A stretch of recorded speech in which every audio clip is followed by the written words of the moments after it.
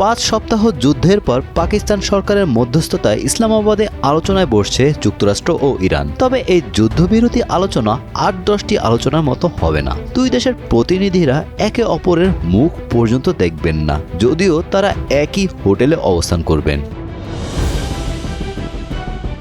কূটনৈতিক পরিভাষায় এই আলোচনাকে বলা হয় প্রক্সিমিটি টক বা পরোক্ষ আলোচনা। দুই দেশের প্রতিনিধিরা একই হোটেলে অবস্থান করলেও তারা সরাসরি মুখোমুখি হবেন না, বরং পৃথক দুটি কক্ষে অবস্থান করবেন এবং পাকিস্তানি কর্মকর্তারা তাদের মধ্যে বার্তার আদান প্রদান করবেন।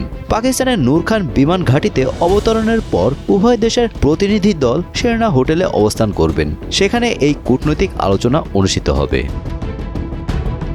পাকিস্তানের জন্য এই ধরনের পরোক্ষ আলোচনা বা প্রক্সিমিটি টক নতুন কিছু নয়। 1988 সালে জেনেভা চুক্তির সময় আফগানিস্তান থেকে সোভিয়েত সেনা প্রত্যাহারের বিষয়ে পাকিস্তান ও আফগানিস্তানের মধ্যে জাতিসংঘ পরিচালিত এমন পরোক্ষ আলোচনা সফল হয়েছিল।